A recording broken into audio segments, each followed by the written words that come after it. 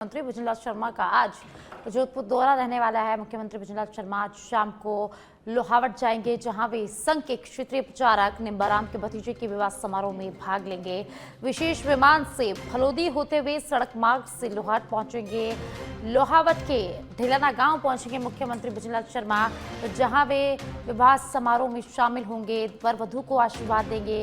उसके बाद शाम को जयपुर लौटने का मुख्यमंत्री भुजनलाल शर्मा का कार्यक्रम है। तो मुख्यमंत्री भुजनलाल शर्मा आज लोहावट जाएंगे, जहां संघ के क्षेत्रीय प्रचारक निम्बाराम के भतीजे के विवाह समारोह में मुख्यमंत्री भुजनलाल शर्मा भाग लेंगे। विशेष विमान से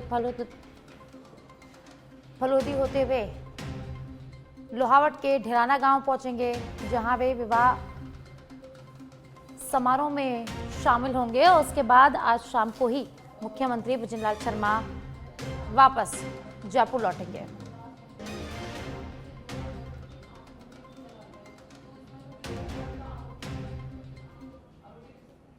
और अब जयपुर से खबर है, जहां जयपुर नगर निगम में महत्वपूर्ण बैठक जारी है। आयुक्त गौरव सैनी यहां अधिकारियों की बैठक ले रहे हैं। सभी जोन उपायुक्त बैठक में मौजूद है।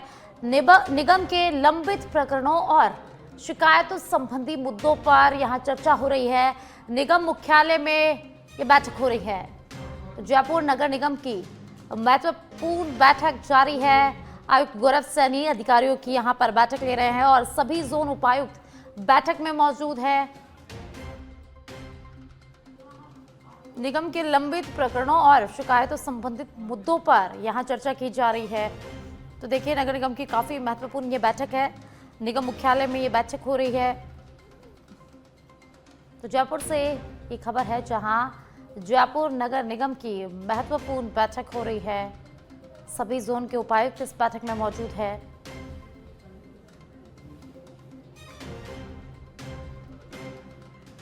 आयुक्त गौरव सैनी अधिकारियों की बैठक ले रहे हैं और ज्यादा जानकारी के लिए मेरे सहयोगी कुणाल मेरे साथ जुड़ गए हैं। कुणाल, जयपुर नगर निगम की काफी महत्वपूर्ण बैठक हो रही है, क्या कुछ अधिक जानकारी है, क्या कुछ इस बैठक में हो रहा है?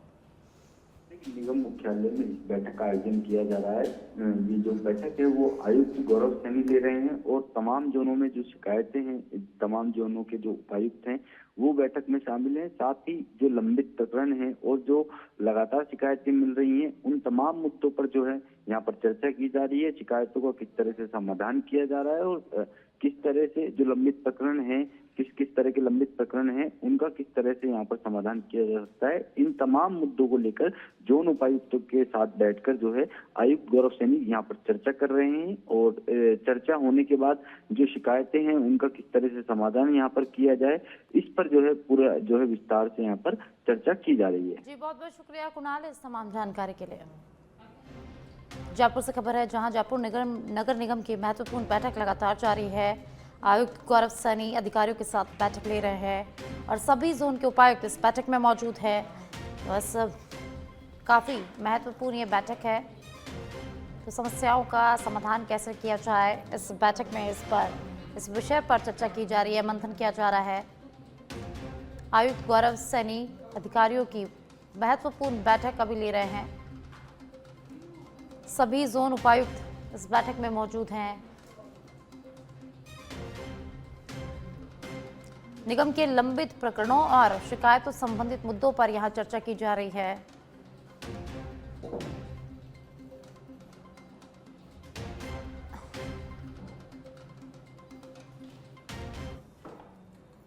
और अब जयपुर से खबर है, जहां आरपीएससी को एनसीएससी का नोटिस। स्कूल व्याख्याता भर्ती 2024 भर्ती से संबंधित मामले में जवाब मांगा गया है।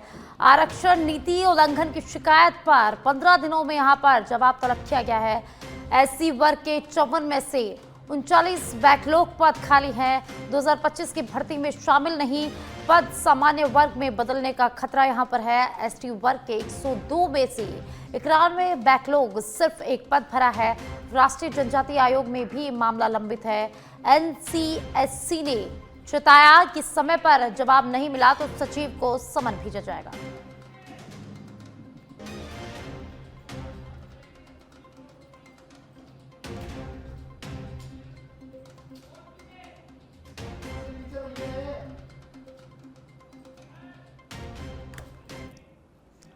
अब आपको सीधे ले चलते हैं दिल्ली के हैदराबाद हाउस, जहां प्रधानमंत्री नरेंद्र मोदी और राष्ट्रपति पुतिन मौजूद हैं।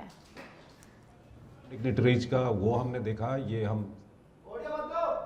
तो तस्वीरें हैदराबाद हाउस से, जहां आज राष्ट्रपति पुतिन और प्रधानमंत्री नरेंद्र मोदी की मुलाकात होने वाली है। काफी अहम ये मुलाकात रहने वाली है। इस मुलाकात में कई समझौतों पर आज मुहर लग सकती है। और अब प्रतापगढ़ से खबर है, जहां प्रतापगढ़ के जिला कलेक्टर डॉक्टर अंजलि राजौरिया ने मुख्यालय स्थित बस स्टैंड परिसर का औचक निरीक्षण किया। निरीक्षण के दौरान परिसर की अव्यवस्थित सफाई व्यवस्था, सुरक्षा, संसाधनों की कमी और बंद सुविधाओं को देखकर उन्होंने नगर परिषद अधिकारियों को फटकार लगाई और साथ ही तत्काल सुधार के यहां पर निर्देश दिए गए। बस स्टैंड परिसर में जगह जगह गंदगी देखकर नाराजगी जताते हुए कहा कि यहां आने वाले यात्रियों को स्वच्छ वातावरण मिलना चाहिए। वहीं परिसर में सीसीटीवी कैमरे तुरंत स्थापित करने के भी यहां निर्देश जारी किए गए हैं, ताकि सुरक्षा व्यवस्था मजबूत हो सके। साथ ही बस स्टैंड के आसपास खुले में सो रहे लोगों को देखकर उन्होंने नगर परिषद आयुक्त को निर्देशित किया कि रेन बसेरा हमेशा खुला रखा जाए, जिससे जरूरतमंद वही सुरक्षित रूप से ठहर सके।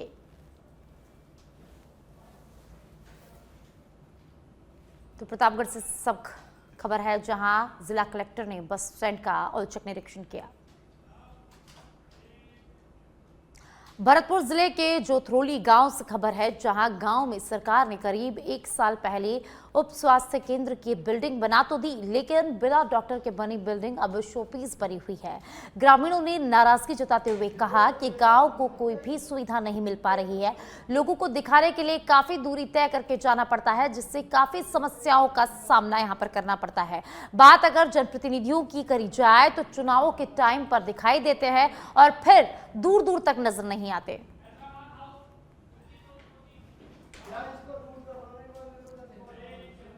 चलिए अब आपको सीधा ले चलते हैं दिल्ली के हैदराबाद हाउस, जहां प्रधानमंत्री नरेंद्र मोदी और रूस के राष्ट्रपति पुतिन मौजूद हैं। पहुंच चुके हैं दोनों।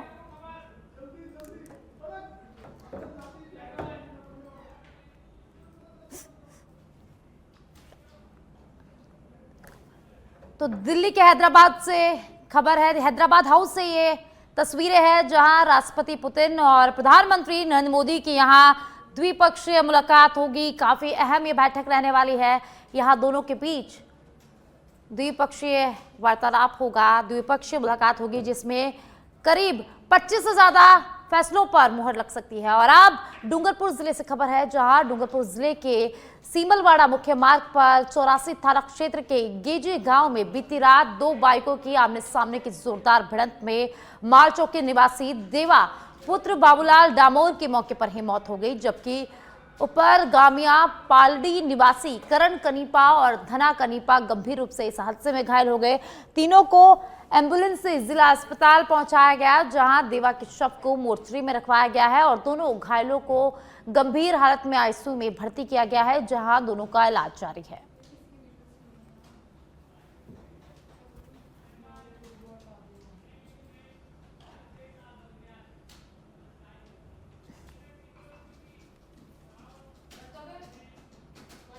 कोटा से खबर है, जहां कोटा के सांगोद में भारत झालावाड़ मेगा हाईवे पर फिर बनी जाम की स्थिति से जनता परेशान है। बता दें कि पानी निकासी के लिए डाले गए पाइप वाली जगह पर ट्रक का पहिया धंस गया, जिससे सड़क के दोनों ओर भारी वाहनों की लंबी लंबी कतार लग गई। वहीं छोटे वाहन को बपावर कस्बे के अंदर से निकलना पड़ रहा है। 3 दिन के अंदर एक ही स्थान पर दूसरी बार बने जाम के हालात से जनता को भारी परेशानी का यहां पर सामना करना पड़ रहा है। तो कोटा के सांगोद से खबर है, जहां 12 झालावाड़ मेगा हाईवे पर फिर से जाम की स्थिति बन गई। पानी निकासी के लिए पाइप वाली जगह पर ट्रक फंस गया, जिसके कारण वाहनों की दोनों साइड लंबी लंबी कतारें लग गई, जिससे लोगों को भारी परेशानी का सामना यहां पर करना पड़ा है।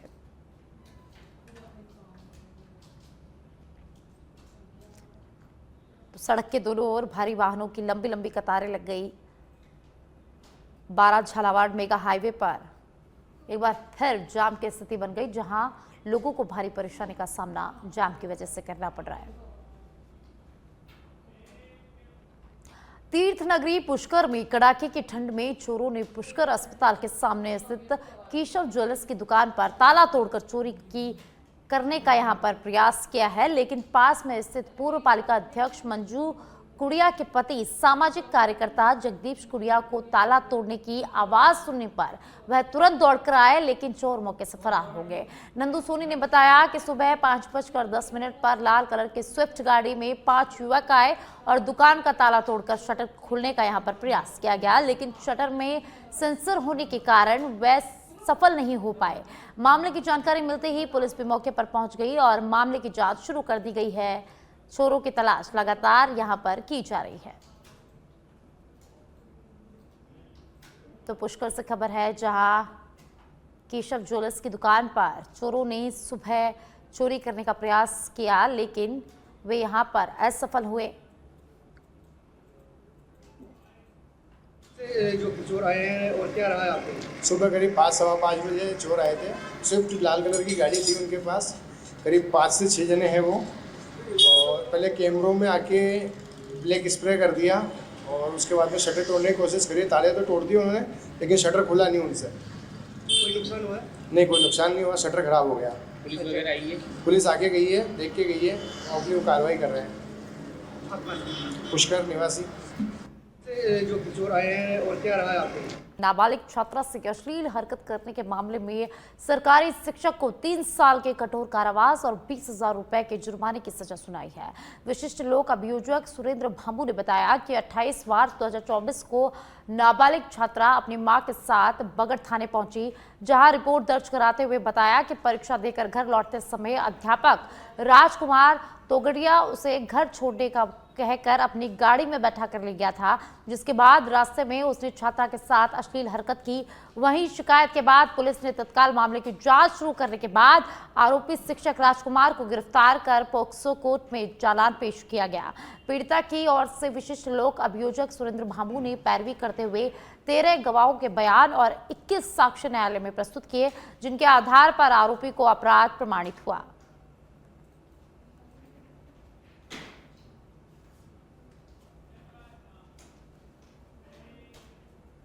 खेलो इंडिया की तर्ज पर संसद खेल महोत्सव प्रतियोगिता का आयोजन हुआ। खिलाड़ियों की छुपी हुई प्रतिभा को निखारने के लिए देवेंद्र नगर मंडल में प्रतियोगिता का आयोजन किया गया, जिसमें शासकीय अशासकीय स्कूलों के अध्ययनरत बच्चों को प्रतियोगिता में शामिल किया गया। प्रतियोगिता में कबड्डी, खो खो, वॉलीबॉल, कुश्ती, एथलेटिक इत्यादि शामिल है। वही प्रतियोगिता में प्रथम आने वाले छात्र छात्राओं को 51,000 रुपए नगद और ट्रॉफी, द्वितीय इनाम 21,000 रुपए और तृतीय इनाम 11,000 रुपए रखा गया है। जिन छात्रों का चयन अच्छे खिलाड़ी के रूप में होगा, उसे जिला स्तरीय, संभाग स्तरीय और प्रदेश स्तरीय खेल प्रतियोगिता में शामिल भी किया जाएगा।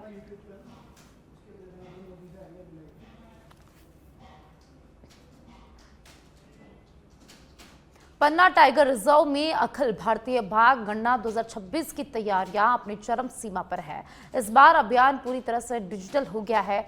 वन विभाग ने रिजर्व के 1598 वर्ग किलोमीटर क्षेत्र को 620 ग्रिडों में बांटकर हर ग्रिड में 2-2 कैमरे लगाए हैं, जिसके जंगल में 1240 से अधिक हाईटेक कैमरा ट्रैप स्थापित किए गए हैं। यह विशाल 4 महीने तक चलने वाला अभियान न केवल बाघों की बल्कि तेंदुआ, भालू, सियार और लोमड़ी जैसे सभी मांसाहारी वन्यजीवों की भी विस्तृत गणना करेगा।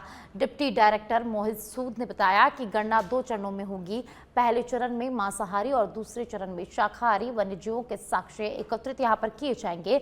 सबसे महत्वपूर्ण बात यह है कि सभी रिकॉर्ड और डेटा ऑनलाइन भेजे जाएंगे, जिससे संग्रहण अधिक सटीक और तेज होगा। भारत की बाघ राजधानी पन्ना में यह आधुनिक कदम वन्य जीव संरक्षण के लिए एक बड़ी छलांग है। ऐसे है, सबसे पहले तो मैं आपको बताना चाहूँगा, ये गणना नहीं है, ये आकलन है। तो जो अखिल भारतीय बाघ आकलन होता है वो पूरे देश में इस वक्त चल रहा है, और उसको जो है हम लोग टाइगर रिजर्व में 2 फेजेस में करते हैं। जो हमारा पहला फेज़ होता है, जो कि उसमें एक कार्निवोर साइन सर्वे होता है, यानी कि मांसाहारी जो हमारे वन्यजीव हैं उनके साक्ष्यों का एकत्रीकरण, और दूसरा हम लोग जो है लाइन ट्रांजेक्ट पे चलते हैं, और लाइन ट्रांजेक्ट पे चल के हम लोग जो हमारे शाकाहारी वन्यजीव हैं उनकी उपस्थिति के बारे में हम लोग ऐप में एक ये ऐप है, NTCA की ऐप है एक एम स्ट्राइक्स की, उसमें जो है इस पूरे एक्सरसाइज का जो है आकलन किया जाता है। और इसके साथ साथ हमने जो है अपने पूरे टाइगर रिजर्व में फ़िलहाल कोर एरिया में हमने कैमरा ट्रैप्स लगाए हुए हैं। उन कैमरा ट्रैप्स के माध्यम से भी हमारा जो उनकी फ़ोटोज़ आती हैं वन्य जीवों की, उससे भी जो है बाघ आकलन जो है भारत सरकार। पन्ना जिले में एक सनसनीखेज मामला सामने आया है, जहां कथित तौर पर पत्नी और ससुराल वालों की प्रताड़ना से परेशान किसान ने जहरीले पदार्थ का सेवन कर लिया, जिससे उसकी जिला अस्पताल में उपचार के दौरान दर्दनाक मौत हो गई। घटना के बाद परिजनों ने पंचनामा कार्यवाही उपरांत शव का पोस्टमार्टम करवाया और अंतिम संस्कार के लिए परिजनों को शव सुपुर्द कर दिया गया। वहीं मृतक के भाई का आरोप है कि कुछ समय से सास और साली मृतक को प्रताड़ित कर रहे थे। सभी ने मिलकर मृतक और उसकी मां के खिलाफ गुन्नौर थाने में झूठा मुकदमा भी दर्ज करवाया था। गोपाल ने बताया कि ससुराल वाले घर भी आए थे और मृतक और उसकी मां के साथ मारपीट भी की गई थी, जिससे पूरा परिवार दहशत में था। बता दें कि मृतक के परिजनों ने मामले की निष्पक्ष जांच और दोषियों पर सख्त कार्रवाई की मांग की है। वहीं पुलिस ने मामला दर्ज कर जांच शुरू कर दी है। भाई का नाम रानू यादव था, उसकी शादी अमली में हुई थी सपना यादव से। उसकी सास किरण यादव और साली ज्योति यादव, ये लोग बहुत ज़्यादा उसको परेशान कर रहे थे। झूठा मुकदमा हमारी माँ के ऊपर और हमारे भाई के ऊपर लगाया। मैं बाहर था, मेरे को फ़ोन द्वारा पता चला, झूठा मुकदमा इन्होंने चलवाया और सौरमल लेकर आए मेरे अंदर घर के। मेरे भाई को और माँ को मारना स्टार्ट किया। इसके बाद मोहल्ले वाले आए, उन्होंने बचाया। इसके बाद में इनका जो भी फ़ोन इन्होंने किया हो, झूठी धमकी अमकी देते रहे और जो घर का सोना चांदी पैसे दाम थे वो भी ले गए। उसके बाद मेरा बड़ा भाई सीधा शांत था और उसकी वजह से बहुत प्रताड़ित उन्होंने किया। इसके चलते उसने जहर खाया और रास्ते में आते आते उसने मेरे